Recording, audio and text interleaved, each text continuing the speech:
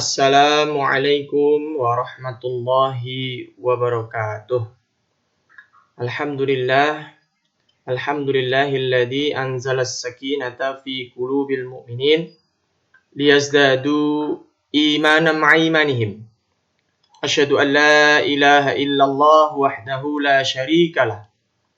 Wa asyhadu anna Muhammadan abduhu wa rasuluh. La nabiyya ba'dah. Allahumma salli wa sallim wa barik ala nabiyyina Muhammadin sallallahu alaihi wasallam wa ala alihi wa sahbihi ajma'in. Yang saya hormati mama, kakak-kakak semua, adik-adik semua, dan semua keponakan, dan anakku Farah yang sedang sama-sama mempersiapkan diri menjelang buka puasa Bani Sunardi di hari Rabu ini. Alhamdulillah, meskipun dalam suasana COVID-19, ukhuwah tetap terjaga, meskipun jarak memisahkan tetapi hati kita tetap terpaut, itu semua dengan izin Allah Subhanahu wa Ta'ala. Saya akan mulai kajian singkat ini dengan sebuah pertanyaan. Apakah kita pernah merasa tergesa-gesa? Ya. Mungkin pernah. Dan memang fitrah manusia seperti itu. Allah berfirman, A'udzubillahi minasyaitonirrajim wa kanal insanu ajula. Dan manusia itu diciptakan oleh Allah bersifat tergesa-gesa. Nah, hanya saja fitrah ini memang sudah melekat dalam diri manusia. Tapi bagaimana kita bisa mengendalikan diri? Nah, yang diajarkan dalam Islam sebetulnya bukan tergesa-gesa, tapi menyegerakan. Jadi memang beda. Menyegerakan dengan tergesa-gesa itu berbeda. Bagaimana bedanya? Sebagai contoh, ada seseorang yang diberi amanah untuk menyelesaikan satu pekerjaan selama 1 minggu. Ya, minggu ke depan harus dikumpulkan misalnya. Nah, orang yang tergesa-gesa, dia akan menyelesaikan atau mencoba menyelesaikan pekerjaan itu di hari ke-6 mungkin, atau malam di hari ke-6 malam, menjelang hari ke-7 hari terakhir. Sampai kemudian lembur malam, ya, sampai akhirnya tanggal 7 baru selesai. Nah, kalau orang yang menyegerakan pekerjaan, maka di hari kedua misalnya, dia mendapat tugas dari pertama, di hari kedua dia sudah berusaha untuk menyelesaikan pekerjaan itu, sehingga hari ketiga dia sudah selesai tugasnya, sehingga dia tidak perlu memikirkan lagi. Kira-kira itu gambaran perbedaan antara bersegera dan tergesa-gesa. Dan memang dalam sebuah hadis dikatakan, at-ta'anni minallah wal ajalatu minasyaitan. Yang namanya ketenangan dalam berbuat itu datangnya dari Allah, dan ketergesaan itu datangnya dari syaitan. Untuk itu, saya mengajak diri saya dan kita semua, mari kita memindahkan bahasa tergesa itu menjadi menyegerakan. Karena memang dalam Al-Quran, terminologi atau bahasanya selalu seperti itu. Badiru, sari'u, dan seterusnya. Nah, pada sore hari ini, kita akan sedikit menyampaikan tentang 5 hal yang boleh tergesa-gesa atau mungkin dalam bahasa yang lebih positif, boleh disegerakan atau sebaiknya disegerakan. Nah, ini kita akan lihat satu ungkapan dari ulama salaf, ini ulama yang sudah temporer, yang sudah terdahulu. Nasihat dari ulama Hatim al-Asam dalam kitab Hilyatul Auliya. Wa qala Hatim berkata, kana yuqalul ajalatu minasyaitan. Dikatakan bahwa yang namanya al-ajalah atau ketergesa-gesaan itu minasyaitan, merupakan bagian dari pekerjaan setan. Illa fi khamsin, kecuali dalam 5 hal. Nah, jadi kita boleh nih tergesa-gesa dalam 5 hal. Apa saja? Yang diberi warna merah itu ya khususnya. It'amut ta'am idza hadarat dhaif. Yang pertama yaitu memberi makan jika ada tamu. Ya. Yang kedua apa? Wa tajhizul mayyiti idza mata. Ya, yang kedua adalah mengurus mayit apabila dia mati. Yang ketiga, wa tazwijul bikri idza adrokat, dan menikahkan anak perempuan, anak gadis jika sudah tiba masanya. Yang keempat, wa qada'ud daini idza wajaba, melunasi hutang jika sudah jatuh tempo, jika sudah datang waktu kewajibannya.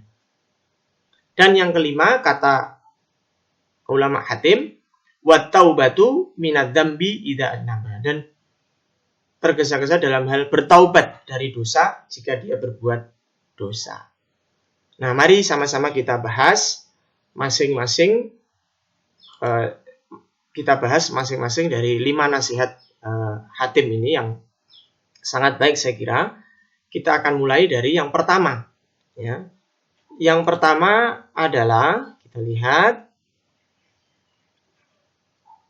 kalau dalam bahasa kita, nyuguh tamu. Nah, yang pertama ini nyuguh tamu.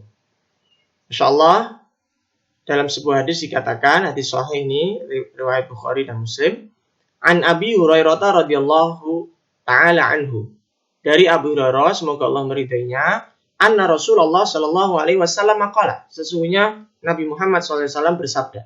Hadisnya cukup panjang, tapi saya ambil bagian belakangnya saja. Wa man kana yu'minu billah wal yaumil akhir falyukrim dhaifahu.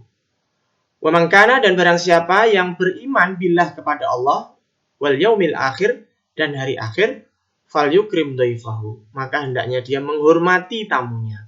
Ada banyak cara dalam menghormati tamu, ya, mempersilahkan duduk, mempersilahkan untuk menyampaikan apa maksud kedatangannya, dan seterusnya.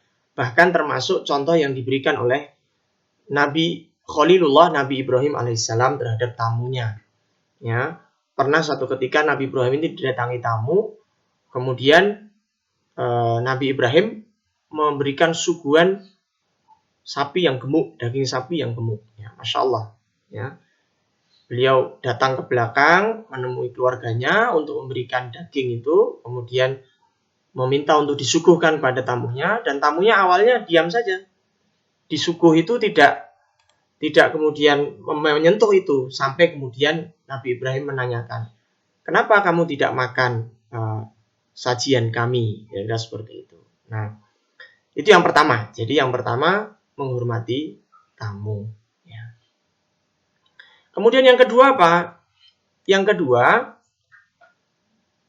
mengurus mayit. Nah, dalam hadis sahih, qala Rasulullah SAW, asri'u bil janazah, fa in taku sholihatan fa khairun tuqaddimunha ilaih.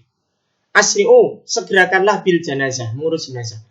Fa in taku sholihatan, jika jenazah yang bersangkutan itu orang yang soleh, fa khairun, maka itu lebih baik, tuqaddimunha, engkau mendahulukannya, mendahulukan untuk menyegerakannya, ilaihi, baginya. Kenapa? Karena dia akan lebih cepat dihisab, akan lebih cepat diproses dalam kehidupan berikutnya setelah dunia, di kehidupan akhirat.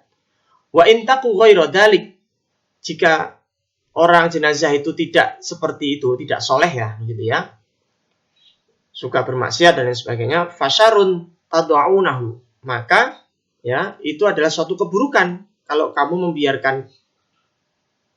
Itu adalah suatu keburukan, itu adalah cara untuk melepaskan keburukan, tad'unahu an riqabikum, yang itu tertimpa pada pundak badanmu. Jadi memang tugas kita sebagai orang yang sesama muslim itu menjadi tanggung jawab kita, orang-orang yang mungkin belum soleh tadi. Nah, jika dia memang tidak soleh, berarti menyegerakan untuk melepaskan keburukan darinya, itu adalah tanggung jawab kita. Itu adalah hal yang baik. Segerakan urus mayit. Mulai dari memandikan, mengkafani, mensolati, sampai menguburkannya. Ya, insyaallah. Nah, itu yang kedua. Jadi mengurus mayit disegerakan. Ya. Kita teringat bahwa pengurusan jenazah papa itu tidak butuh waktu lama, hanya 1 hari. Semuanya diatur oleh Allah, semuanya sudah diizinkan oleh Allah, dan itu bisa sangat cepat. Masya Allah. Itu yang kedua. Kemudian yang ketiga, apa yang minta disegerakan? Yang ketiga, menikahkan gadis. Nah, ini siapa nih di Bani Sunardi yang sudah punya gadis? Banyak ya yang sudah punya gadis ya. Nah, ada sebuah hadis ya, yang ini Hasan li ghairih ya hadisnya. Idza ja'akum, jika datang kepada kamu, man tardawna dinahu, siapa yang bagus agamanya, wa khuluquhu, tidak hanya bagus agamanya tapi akhlaknya juga, fankihuhu, maka nikahkanlah dia. Ya. Illa taf'alu, jika engkau tidak mengerjakan itu, takun fitnatun, maka akan ada fitnah fil ardi, bumi, wa fasadun kabir, dan kerusakan yang besar. Ya. Jadi kenapa demikian? Karena gadis itu, perempuan itu adalah fitnah dunia. Ya. Fitnah dunia. Ya. Apalagi kalau bepergian dan lain sebagainya ya. Apalagi sudah balik ya. Apalagi sudah waktunya untuk menikah. Maka memang sebaiknya para ayah ini untuk bisa menyegerakan menikahkannya jika memang sudah tiba masanya.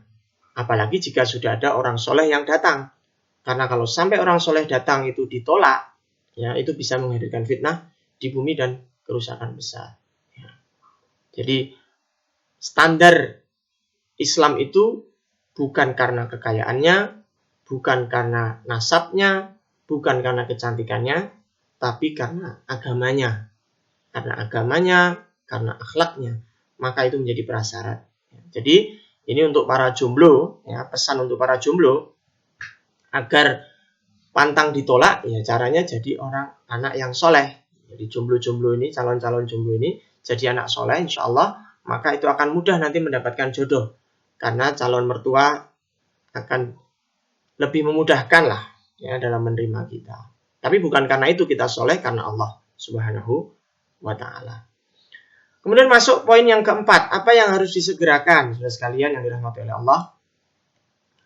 Yang keempat yang disegerakan menurut ulama hatim adalah melunasi hutang. Nah, ini dalam hadis riwayat Tirmidzi. Ya, hadis sahih. Qala Rasulullah SAW, nafsul mu'mini mu'allaqatun bidainihi hatta yuqda anhu. Nafsul mu'min, jiwa seseorang mukmin itu mu'allaqatun, tergantung ya bidainihi, dengan hutangnya. Ya. Hatta yuqda anhu, sampai hutangnya itu dilunasi. Jadi selama hutang itu belum dilunasi, maka nyawanya masih tergantung. Ya. Bahkan ada sebuah kaidah yang mengatakan menunda membayar hutang itu bisa terhalang dari surga. Ya. Bisa terhalang dari surga. Ya. Dan menyengaja tidak melunasi hutang itu kelak akan bertemu dengan Allah bahkan sebagai seorang pencuri. Ya. Bahkan pernah Nabi kita Nabi Muhammad SAW itu hendak mensolati salah seorang sahabat. Kemudian Nabi bertanya, apakah dia sudah lunas semua hutangnya? Ternyata belum, dia masih punya hutang. Kemudian Nabi mempersilahkan sahabat untuk mensolatkannya.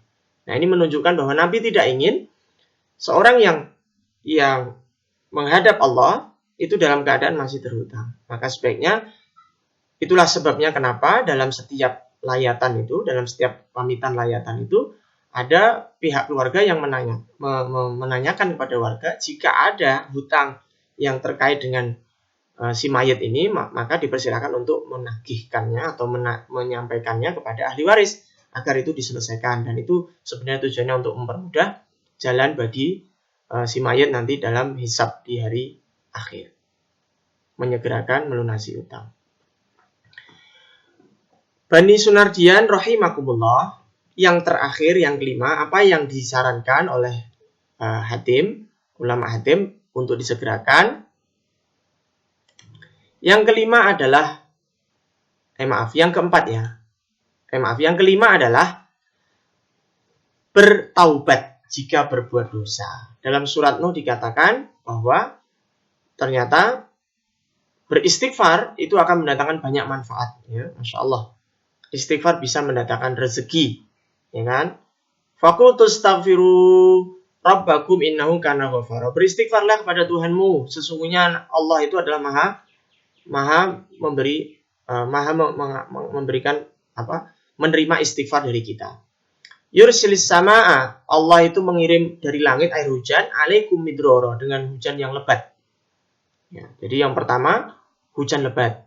Wa yumdidkum bi amwalin, dan Allah juga yang kedua menumbuhkan, menambahkan bi amwalin, harta kalian. Wa banin, dan anak kalian. Ya, yang tadinya anaknya 1 jadi 2, jadi 3, sampai jadi 6. Itu semua karena rizki dari Allah. Wa yaj'al lakum jannah, dan Allah menjadikan kebun-kebun. Wa yaj'al lakum anhara, dan Allah menjadikan sungai-sungai. Nah, ini semua datang dari istighfar itu. Bahkan Nabi kita, Nabi Muhammad SAW, itu beristighfar lebih dari 70 kali dalam sehari dalam sebuah riwayat. Dalam riwayat lain ada yang sampai 100 kali. Dan istighfar ini juga merupakan amalan penutup amal soleh. Ya. Makanya ketika kita dalam sebuah majelis, kita tidak lupa di akhir majelis itu kita memohon ampun kepada Allah dengan doa kafaratul majelis. Subhanakallahumma wa bihamdika asyhadu an la ilaha illa anta astaghfiruka. Ada kata-kata astaghfiruka wa atubu ilaik. Aku mohon ampun padamu wa atubu ilaik, dan aku bertaubat kepadamu. Ya. Kita semua hamba Allah tidak terlepas dari lupa dan dosa, dan kita sebaiknya untuk bersegera bertaubat kepada Allah Subhanahu wa taala. Demikian yang dapat kami sampaikan kajian jelang buka puasa Bani Sunardi pada Ramadan tahun 1441 Hijriah di musim COVID-19 ini. Mudah-mudahan yang kami sampaikan ini ada manfaatnya. Ya, selamat berbuka, mohon maaf atas segala khilaf, dan semoga Allah menerima puasa kita hari ini. Amin. Assalamualaikum warahmatullahi wabarakatuh.